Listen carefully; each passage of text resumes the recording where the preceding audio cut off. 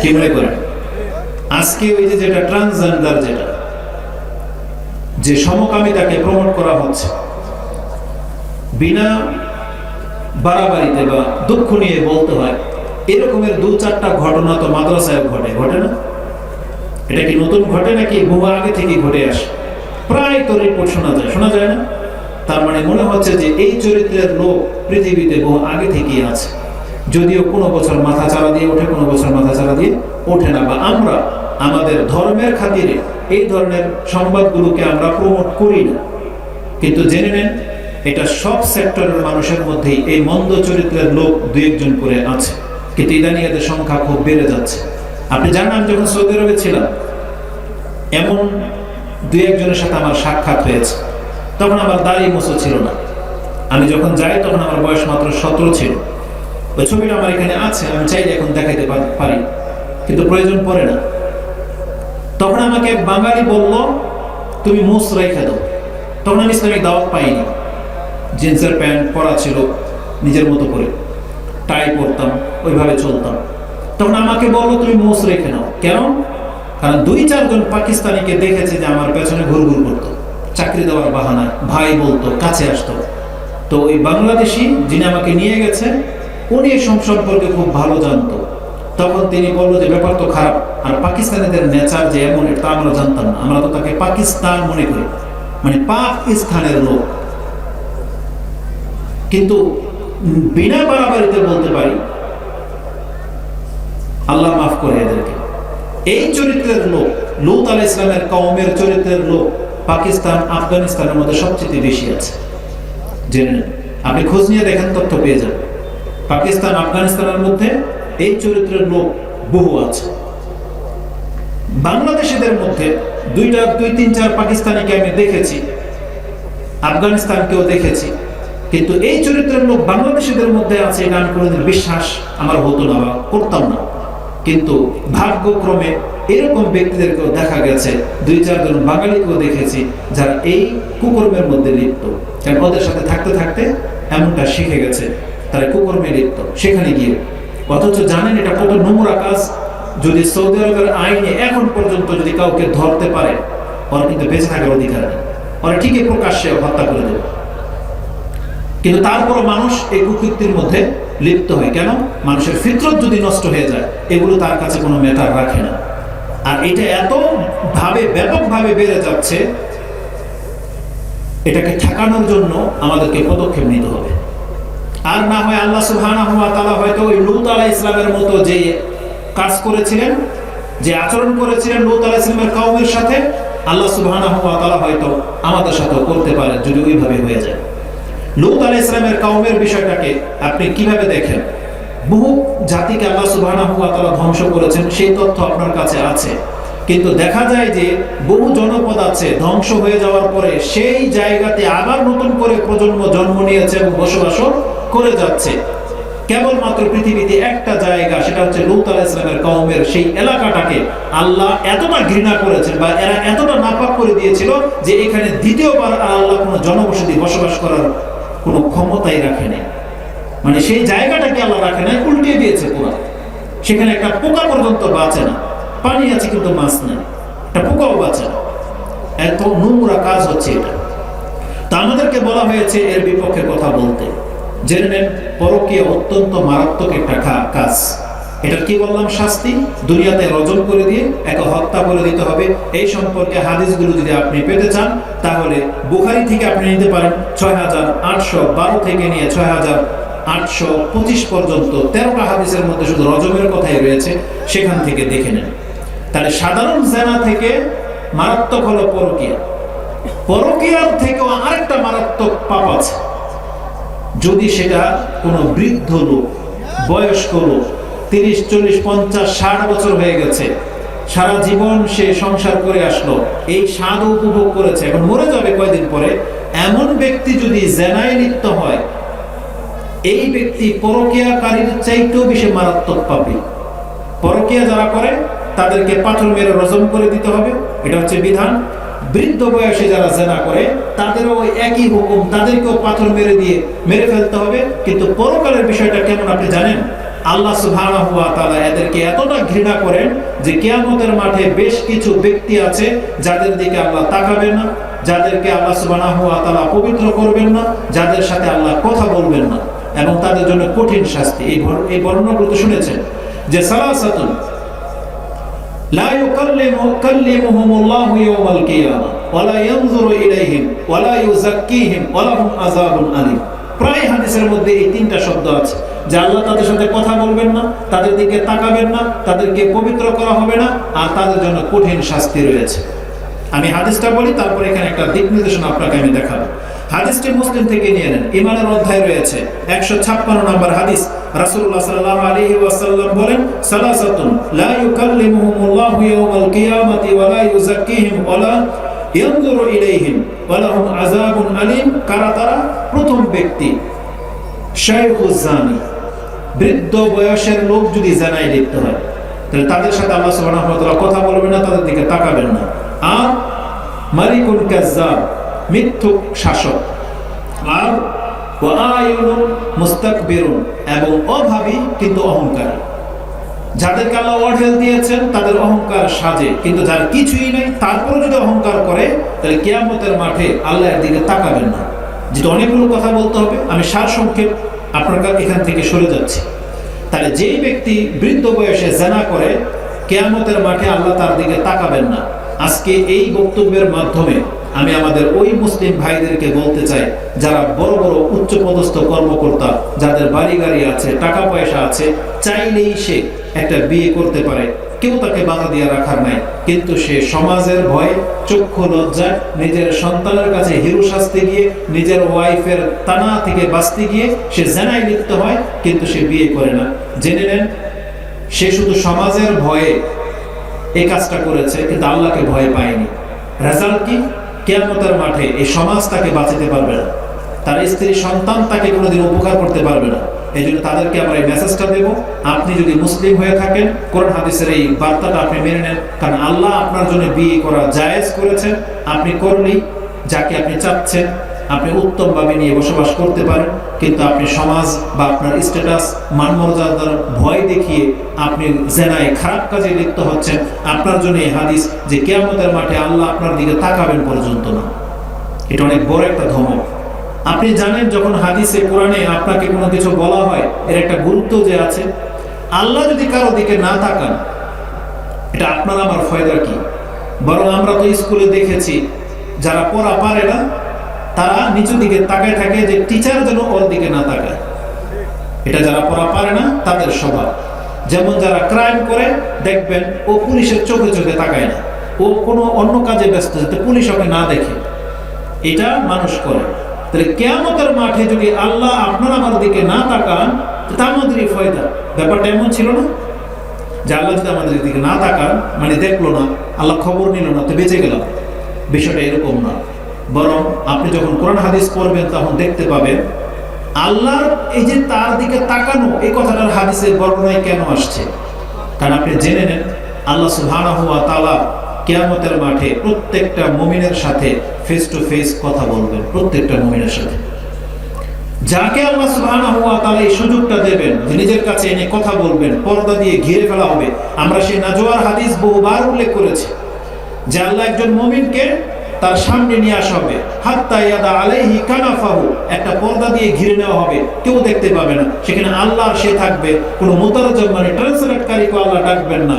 আল্লাহ তার নিজের ভাষায় এই ব্যক্তির সাথে কথা বলবেন, এবং আল্লাহ তার আমলনামাটাকে খুলে দেখাবেন এবং দেখাবেন যে এই পাপগুলো সব তোমার ছিল।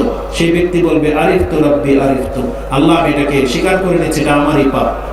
এই যে আল্লাহ কথা বলবেন, ওর দিকে তাকাবেন, সামনে নিয়ে আসা হবে। রেজাল্ট কি জানেন? আল্লাহ যার দিকে তাকিয়ে কথা বলবেন, জেনে নেন ওর পাপ যদি পৃথিবী ভরও থাকে তারপরও ক্ষমা পেয়ে যাবে। কারণ আল্লাহর দৃষ্টিটাই হচ্ছে ভিন্ন কিছু। একটা বাপ মা যখন সন্তানের চেহারার দিকে তাকালে সন্তানকে মারতে পারে না, আঘাত করতে পারে না, আর আল্লাহ হচ্ছেন সমস্ত সৃষ্টির থেকে বেশি দয়াবান। রাসূলুল্লাহ সাল্লাল্লাহু আলাইহি ওয়াসাল্লাম একটা হাদিসের ভাষায় এটা বলেছিল যে আল্লাহু আরহামু বিহাযিহি বিওয়ালাদিহি, একটা মা তার সন্তানের প্রতি যতটা বেশি দয়াবান, আল্লাহ তার বান্দার প্রতি তার থেকেও বেশি দয়াবান। এই জন্য আল্লাহ যদি কারো দিকে তাকিয়ে কথা বলেন, জেনে নেন ওর ক্ষমা পাওয়ার গ্যারান্টি রয়েছে। কিন্তু যাকে আল্লাহ ক্ষমা করতে চান না, তাকে আল্লাহর সামনে পর্যন্ত আসতে দেওয়া হবে না। আর এই ধরনের পাপে যারা জড়ায়, তাদের জন্য এই শাস্তি রয়েছে যে কিয়ামতের মাঠে তাদেরকে পবিত্র করা হবে না। এই জন্য তাদেরকে আল্লাহ ভুলে যাবে। এটা খুব কঠিন ধমক। এই জন্য বৃদ্ধ বয়সে এই জেনা করা থেকে আমাদেরকে বেঁচে থাকতে হবে। এখন আমরা যারা যুবক বয়সে নিজের কুপ্রবৃত্তিটাকে কন্ট্রোলে আনতেছি না, লাগামহীন ছেড়ে দিয়েছি, আপনি জেনেন মানুষ কিন্তু অভ্যাসের দাস। যুবক বয়সে যে লেলিহান চরিত্র, লালায়িত হয়ে যান আপনি মহিলাদের দিকে, আপনার এই স্বভাব কিন্তু থেকে যাবে।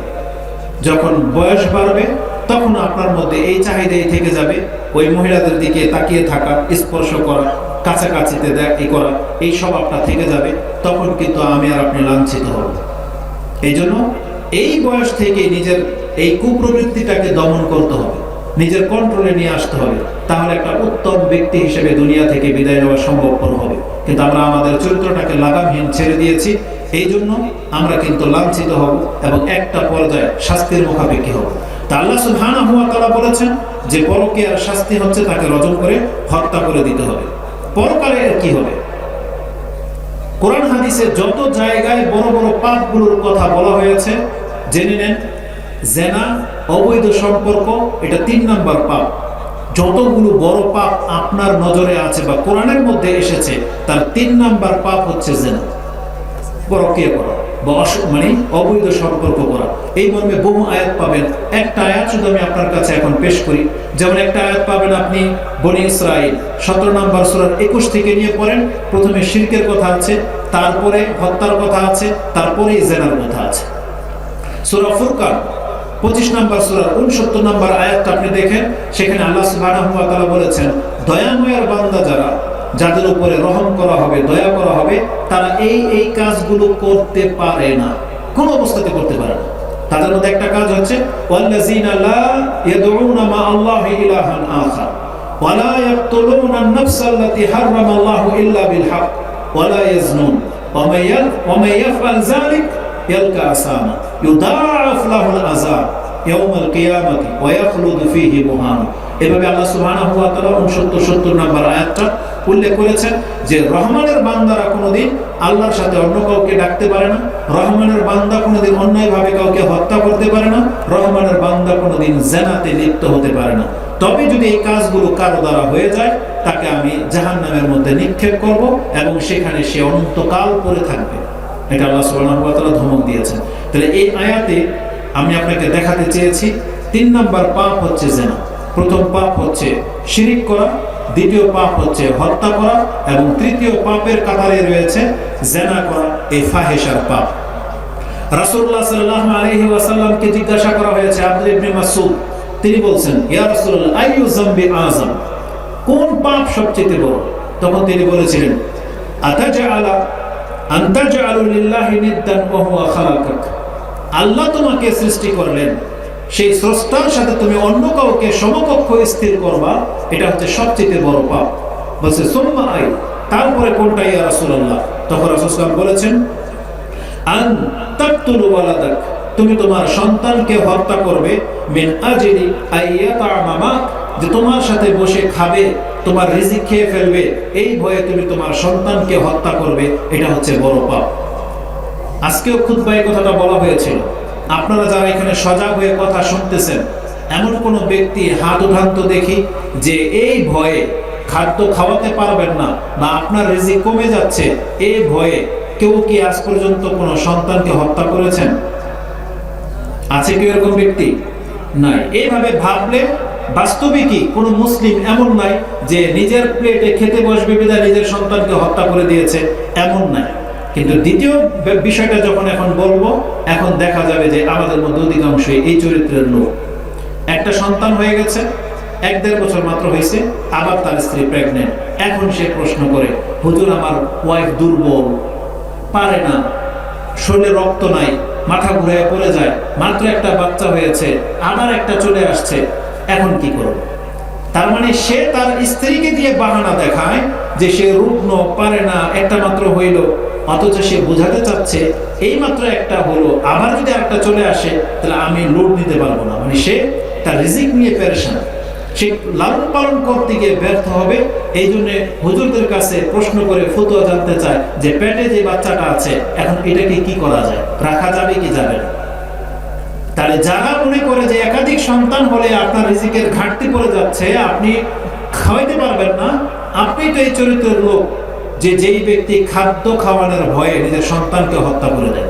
অথচ আল্লাহ বলতেছেন ওয়ালা তাকতুলু আওলাদাকুম মিন ইমলাক, আরেকটা আয়াতে আছে মিন খাশিয়াতা ইমলাক, যেটা আপনি সূরা আনআম 6 নম্বর সূরার 151-52 নম্বরে পেয়ে যাবেন। আর এই আয়াতগুলোতে আপনি সূরা বনী ইসরাঈল 17 নম্বর সূরার 32-33 পেয়ে যাবেন।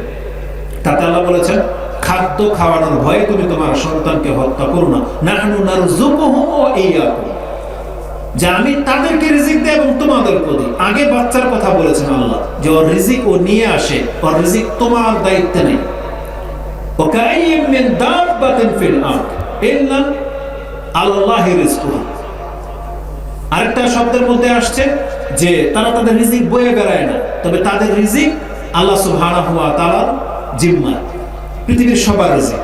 তো এটা আমার টপিক্সের বিষয় না, কিন্তু এই কথাটা এখানে আছে বিদায় আমি আপনাকে একটু বলে দিলাম যে অধিকাংশ বাপ মা যারা নিজের পেটের সন্তানটাকে মেরে দিতে চান শুধু এই ভয়ে যে কি খাওয়াবেন, তাহলে আপনি এই বড় পাপে লিপ্ত। যে রাসূল বলেছেন আনতাকতুলু ওয়ালাদাক মিন আজলি যালিকা, কি কারণে মারো, আইয়াতামামাক, যে তোমার সাথে সে খাদ্য খাবে এই ভয়ে তুমি তাকে হত্যা করে দাও, এটা হচ্ছে বড় পাপ।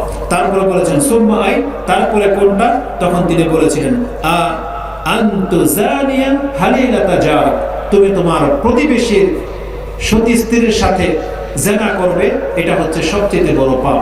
আর যেটা হয় সবচেয়ে বেশি সহজে, অন্য এলাকার মেয়েদের সাথে জেনা খুব কম হয়, কিন্তু যাদের ওই যে বললাম প্রবাসীদের বউ যার স্বামী বাড়িতে নাই, বা এমন দোকানে চাকরি করে সারাদিন ঘরে ফিরে না, এমন বিষয়গুলোর সাথে, বিশেষ করে দেওয়া কর্মচারী, আশেপাশের বন্ধু বান্ধব, তাদের সাথে এই সম্পর্কগুলো সবচেয়ে বেশি হয়। রাসূল সাল্লাল্লাহু আলাইহি ওয়াসাল্লাম বলেছেন তোমার প্রতিবেশীর স্ত্রীর সাথে জেনায় লিপ্ত হওয়া এটা হচ্ছে সবচেয়ে বড় পাপ। যে হাদিসটি আপনি বুখারীতে 6811 পেয়ে যাবেন। আল্লাহ সুবহানাহু ওয়া তাআলা এই পাপীদের সম্পর্কে কি বলেছেন, যখন কোনো ব্যক্তি জেনায় লিপ্ত হয় এর চাইতে কঠিন মনে হয় কোরআন হাদিসের মধ্যে আর কোনো কথা নাই, যতটা আমার মনে যে বলে। সেটা হচ্ছে বুখারী এবং মুসলিমে হাদিসটি রয়েছে, রাসূলুল্লাহ সাল্লাল্লাহু আলাইহি ওয়াসাল্লাম থেকে বর্ণনা করা হয়েছে লা ইয়াজনি জানি হিনা ইয়াজনি ওয়া হুয়া মুমিন, একজন জানি যখন জেনায় লিপ্ত হয় ওই অবস্থায় সে আর মুমিন থাকে না। এর চাইতে বড় কথা মনে হয় কোরআন হাদিসের এই বিষয়ে মনে হয় নাই।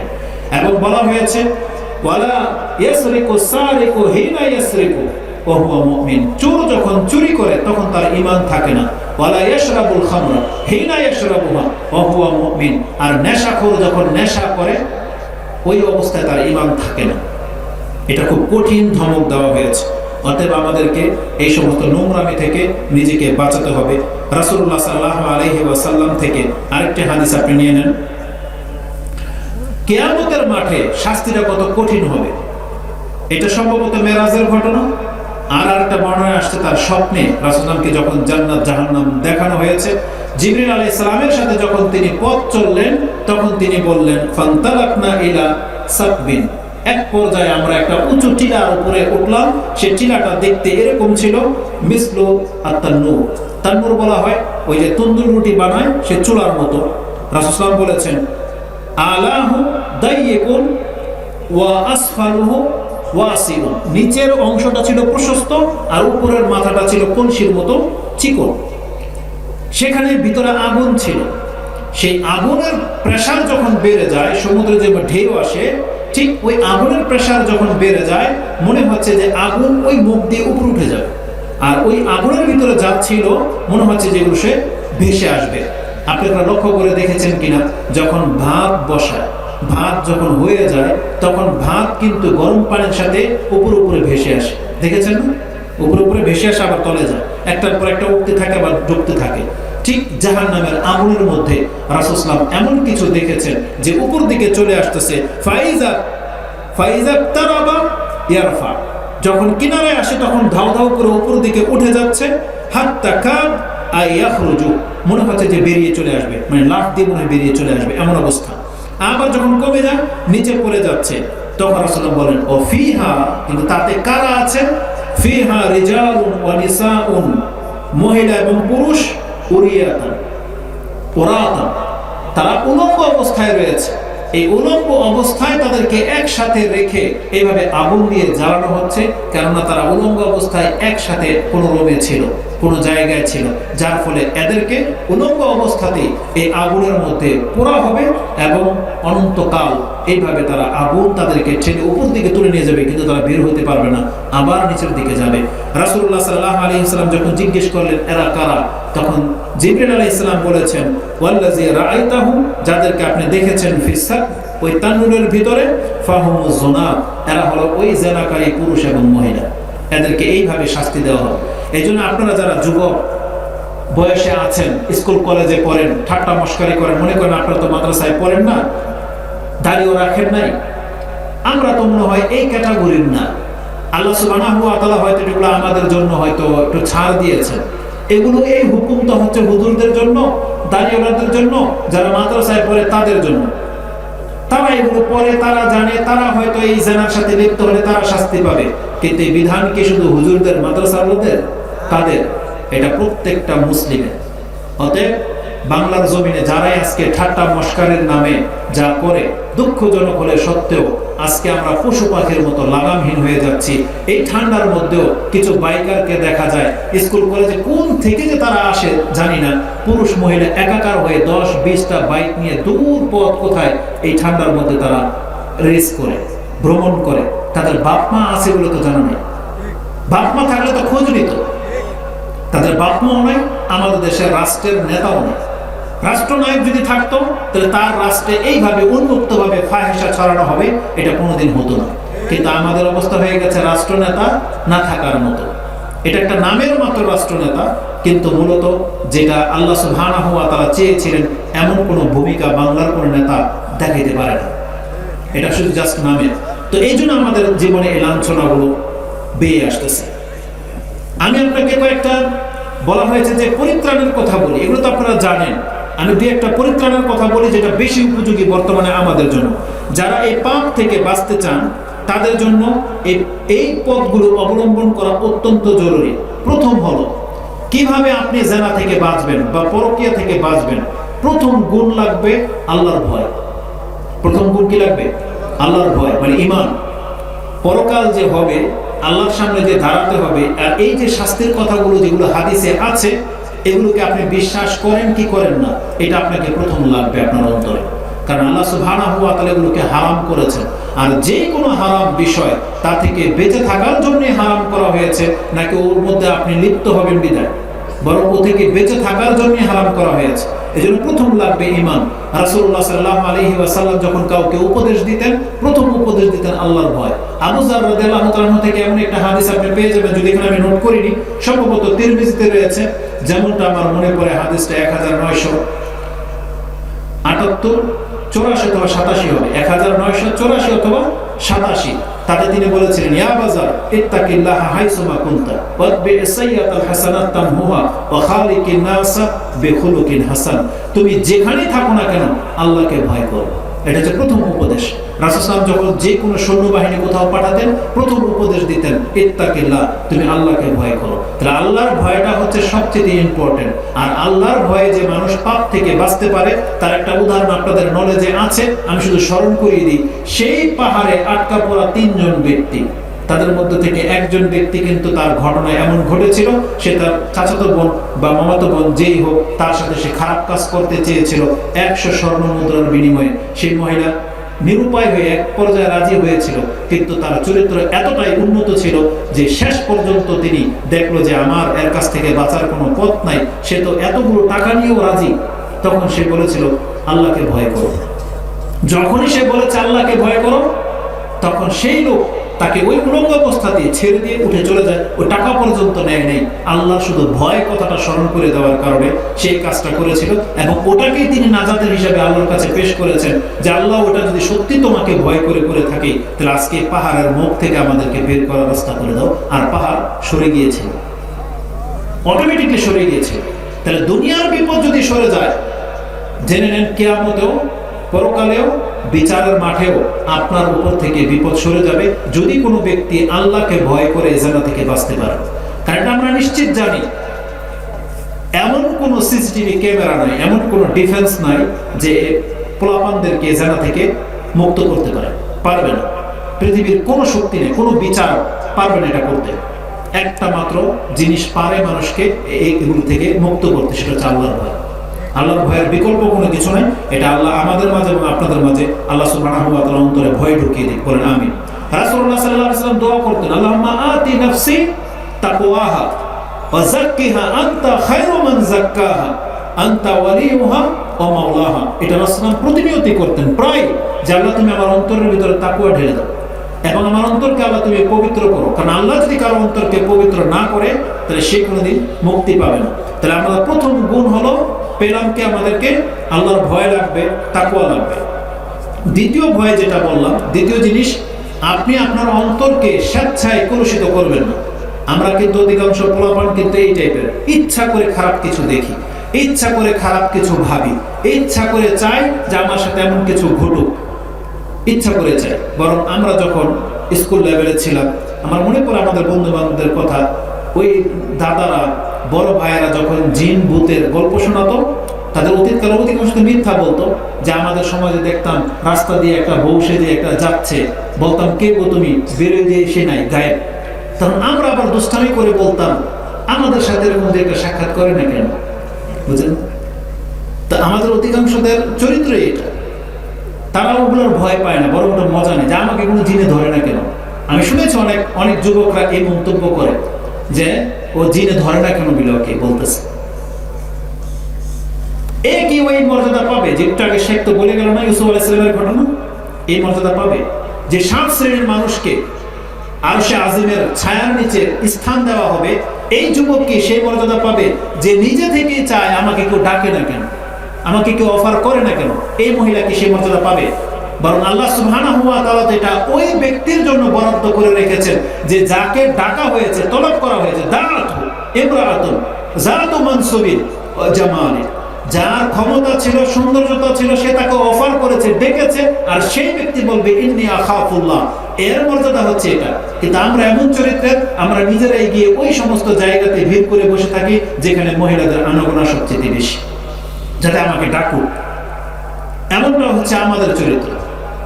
আমরা সেই ছায়া পেতে চাইলে আমাদেরকে এই চরিত্রে ফিরে আসতে হবে যে আমি আল্লাহ সুবহানাহু ওয়া তাআলার জন্য ভয় করি এবং আমি এদেরকে প্রত্যাখ্যান করি। রেজাল্ট কি জানেন? শুধু মানে পরকালে না, এই দুনিয়াতে একটা পজিটিভ রেজাল্ট আছে। সূরা তালাক পড়েন, তাআলা কি বলেছেন? ওমাইয়াত্তাকিল্লাহা ইয়াজআল লাহু মাখরাজা ওয়া ইয়ারযুকুহু মিন হাইসু লা ইয়াহতাসিব। আল্লাহ সুবহানাহু ওয়া তাআলার এই আয়াতটাকে যুবক যুবতীরা যদি অ্যাপ্লাই করে যে আমি আল্লাহকে ভয় করার কারণে আমি পরকীয়ার সাথে হারাম রিলেশনের মধ্যে জড়াবো না, আল্লাহ এটা ওয়াদা করতেছেন, ওকে এই ক্রিটিক্যাল অবস্থা থেকে মুক্ত করার রাস্তা আল্লাহ খুলে দেবেন এবং এমন জায়গা থেকে ওর জন্য ব্যবস্থা করে দেবেন ও কোনদিন ভাবতেও পারে নাই যে আমি এমন মেয়ে পাবো, ভাবতেও পারবে না। আল্লাহ বলেন ওয়ায়ারযুকুহু মিন হাইসু লা ইয়াহতাসিব, ও কোনদিন কল্পনা করতে পারে না যে আমার লাইফে এমন সঙ্গী আসবে, ভাবতে পারে না। কিন্তু শর্ত হলো আপনাকে আল্লাহর উপরে তাওয়াক্কুল করে দেখাতে হবে, আল্লাহর ভয়ে ওই হারাম কিছু থেকে বেঁচে থাকতে হবে, তাহলে এটা সম্ভব। এটা হচ্ছে দ্বিতীয় গুণ। তৃতীয় গুণ কি?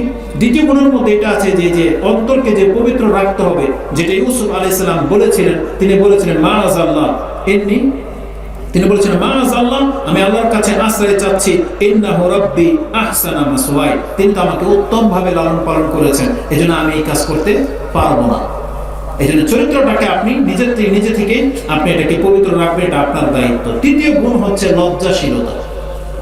লজ্জাশীল হলে আপনি জেনা থেকে, নোংরামি থেকে বাঁচতে পারবেন। লজ্জাশীল হলে আমাদের মনে আছে স্কুল কলেজে কিন্তু আমরাও করি।